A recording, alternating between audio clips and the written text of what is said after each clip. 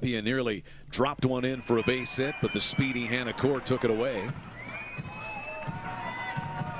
The very first Oklahoma softball game was played at Reeves Park. Yeah. And it was retold to us and stipulated that a day like this you would not have been able to play at Reeves Park. Would have been a little too dusty. I believe Jen Rocha was in that picture as well. But Marita Hines Field, though Loves Field is new, we're in the second season of it, it's still utilized for some of the classics and the tournaments that are held here in Norman each year. Yeah, I think it's really neat to get to see the growth, because you look over across the street from Marita Hines and you get to see Reeves Park where it started. Then you get to see the growth over at Marita Hines and get to be a part of that as well. It is still utilized. I think they get to have some high school games there and do different youth events there. There's a lot going on. But then you get to come over to Loves Field and kind of put it all together of the history of the program and see it all kind of come to life. It's really unique and so special. And Marita Hines was so instrumental in helping Patty Gasso build this Sooner program and all of women's sports at the University of Oklahoma. Sherry Cole and the Oklahoma women's basketball program as well, which, by the way, Oklahoma women's basketball hosting NCAA tournament first round games just across the street at the Lloyd Noble Center coming up on Saturday. I understand that there may be a guest appearance from Jenny Baranczyk, their head coach, a little bit later on tonight. Haley Montemayor, the shortstop, facing Isabella Smith.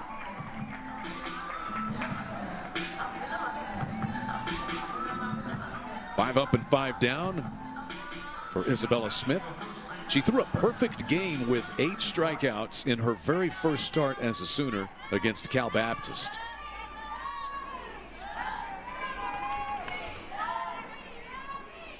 Tatum Wright hammers this one past third base.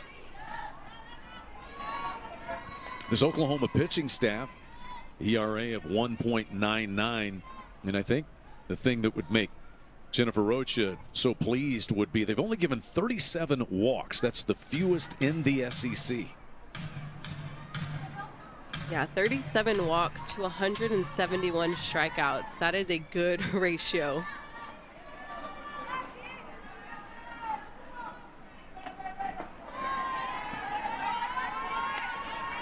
Isabella Smith is really working her drop. We'll see her rise kind of sprinkle in, but she throws mid-60s, and then she's also able to throw in her off speed, and it'll drop the miles per hour down to about 60, low 60s.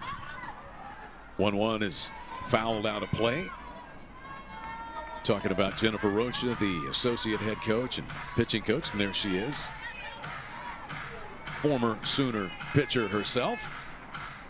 What an incredible job. And Oklahoma has now been able to get these transfers come in, like Sam Landry, who wanted to pitch for Jennifer Rocha. As this one is skied by right, the wind is going to blow this one. I would say that one was in play when it left the bat. It was on the infield, and it wound up in Noble, I think, gone. Good battle here between Tatum Wright and Isabella Smith. Wright has been on a roll. 2 home runs and 8 runs batted in last weekend in the Lions' sweep of Texas A&M Corpus Christi. Brittany Miller, we were asking her, and she said, hey, look, it's just clicking.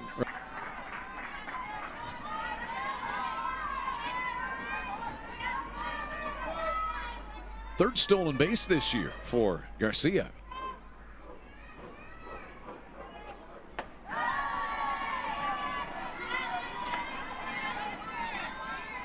3-0 the count. First base is open.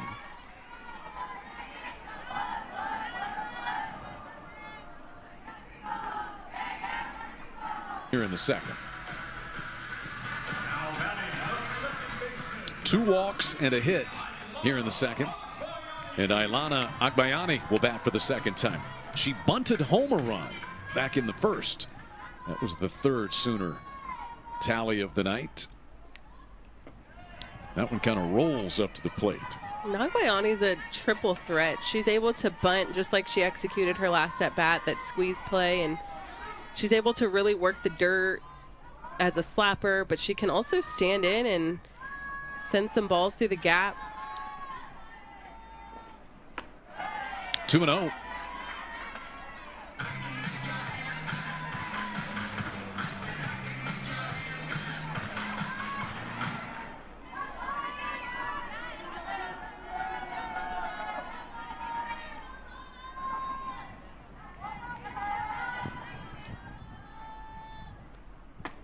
Agbayani takes that one upstairs. So a walk means a fourth Sooner run.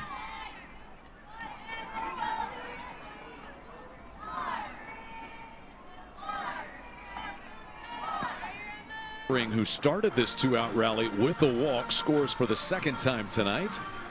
Garcia moves to third. Barker on down the line to second, and we've got an early pitching change for the Lions here. Emma Olson's night goes an inning and 2/3 to the bullpen. Go the Lions.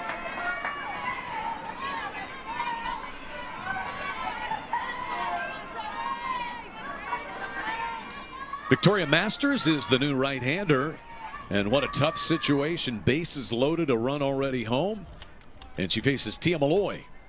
Tia walked her first time tonight. And quickly 2-0 to the Sooner designated player.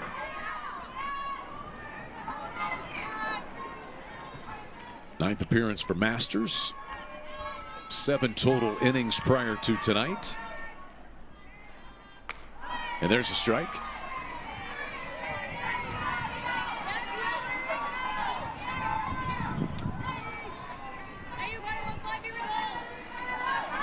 It was. After the wind caught a hold.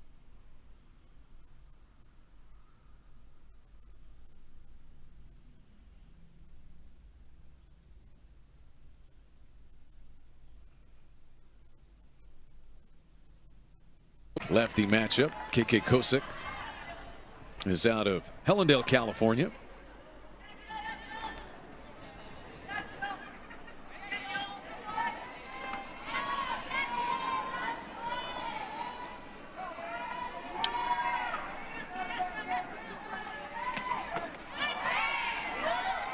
Kosick takes that one for a strike. Third season.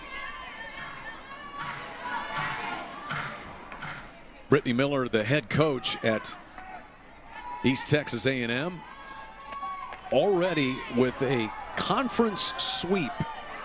And you know, another big part of this is East Texas A&M is transitioning to NCAA Division I. It was supposed to be a 4-year process. But if all goes well, in Oklahoma, very good defensively at the corners, Destiny. What a great play by Nelly McEnroe-Moranis. Tremendous third baseman. And Corey Hicks is set to lead things off for the Sooners here. The 4-time reigning national champions. And one of the newcomers, Corey Hicks, at the plate, making her first career start. 1-1 the count. Hicks walked her first time up. Oklahoma got 3 runs on 4 hits in the first. Garcia and Barker each with RBI singles, and then scored on an Agbayani RBI walk in the second to lead this one 4-0. They've left the bases loaded twice. I know that has caught your attention, Destiny. Yeah, I think in this situation, those are the things that Coach Gasso wants to see. She wants to see her offense work and execute when there's runners in scoring position. And I think we'll probably hear about that from Coach Gasso later on. I think those are the things that she wants to see executed. So when they don't, it's definitely evident. And back to the top of the order for Abigail Dayton.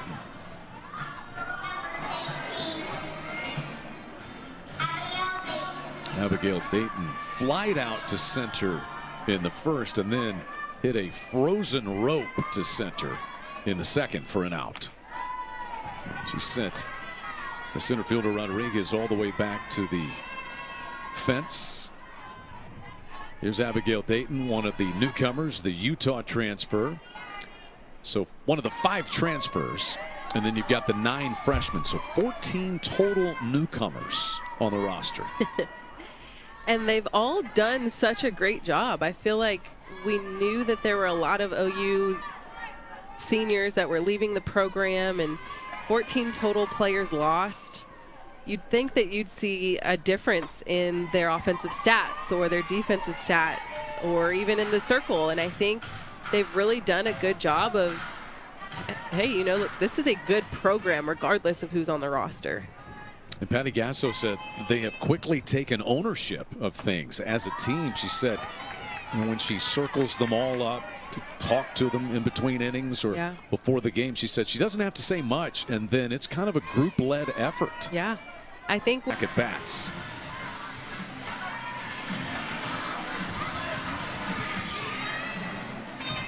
And we'll have a little conference out in the circle between Wilcox and Victoria Masters.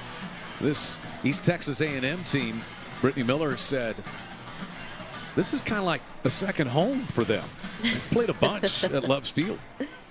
They played Kansas City and also Kansas earlier this season here at Loves Field, and the Sooners hosting that event, and played Oklahoma here last year. And the Sooners actually made a trip down to Commerce, Texas to play them this past fall. So they've gotten to know one another well. Gabby Garcia tonight is 2 for 2. Drove in a run in the first, and she scored in the first as well.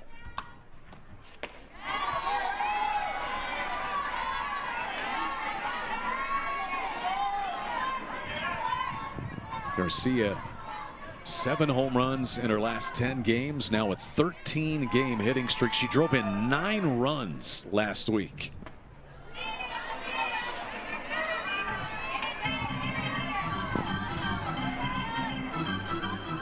The SEC Co-Player of the Week, Gabby Garcia.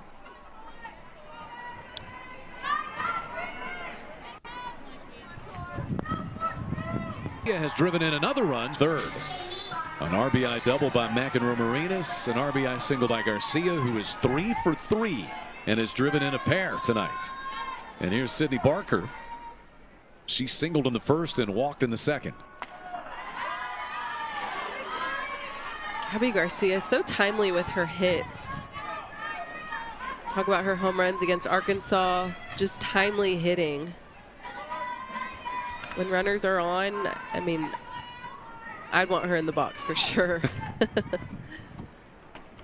Barker takes that one, pops out of Wilcox's glove, but Pickering stays put at third.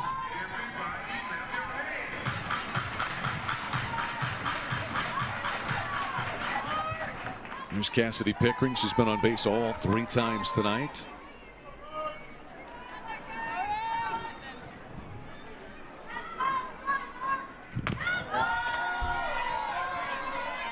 Two and one now to Barker.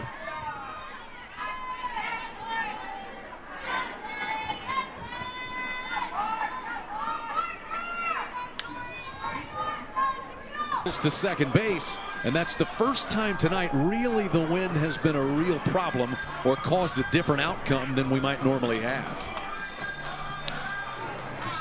Man, that is a tough play to make. I feel like she was tracking it in so well and trying to communicate and try to keep her eye on that ball, and then it almost looked like she was trying to decide how her glove should maybe field it, whether the glove is facing up or down. That wind is just tricky. So now all of a sudden it's 8-0 Oklahoma. This all has occurred with 2 outs in the inning. It is ruled an error on the drop fly ball. That's a tough one to take, but it was in her glove, at least for a moment. Agbayani had an RBI walk in the second and an RBI bunt in the first. So she's driven in a pair. 8-0 Oklahoma. 4 runs home here in this third.